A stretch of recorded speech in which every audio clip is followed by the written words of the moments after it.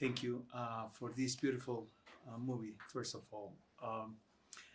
The thing I was wondering when I was watching the documentary, it's so powerful when you tell a story in a microcosmos. Do you know what I mean?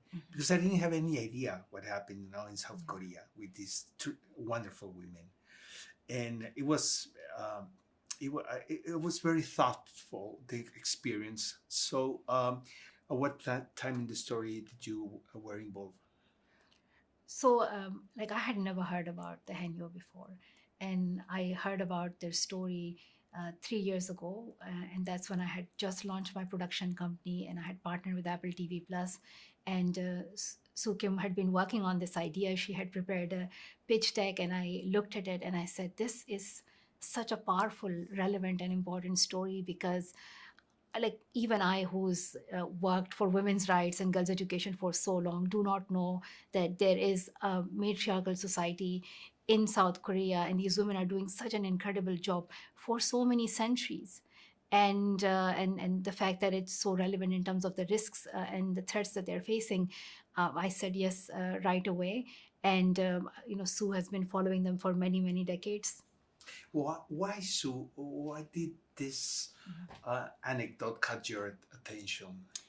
I think it's because this community of women, the Henyo, were sort of my childhood heroes.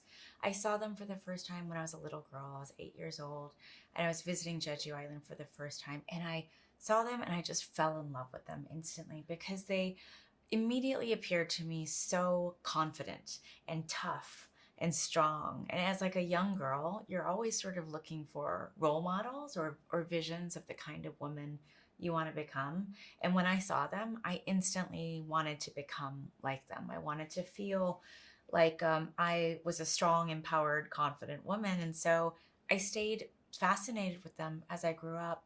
And then I started going back to Jeju to visit them when I was an adult.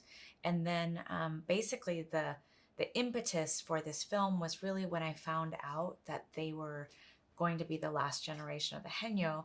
Then it became very urgent for me to tell their story while they were still here on this planet, while we still had this community, and while they could tell their own story in their own words. Also, regarding your answer, the feminist touch, it's in the movie itself, you know what I mean, without being preaching. Just the story is told, Yeah. I definitely, when we started the film, I didn't want to go in with any kind of agenda. Exactly. If we want to teach this or we want to tell people this. I just thought it was vital to see a portrait of women that are older and so wise and so strong, show them being leaders in their lives and show them being activists and advocates for a cleaner ocean so that they can pass it on to the younger generation.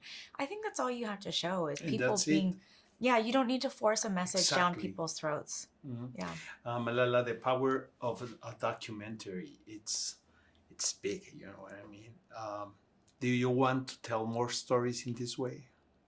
I hope, yes. I hope this is the beginning of the journey, and this is such an incredible start, exactly what I was hoping for, to work with female directors and writers. And even this team of The Last of the Sea Women itself is that matriarchy where we have, all female, at the top, like female director, female producer, and mostly female team. So I hope to continue that going forward in the projects ahead as well.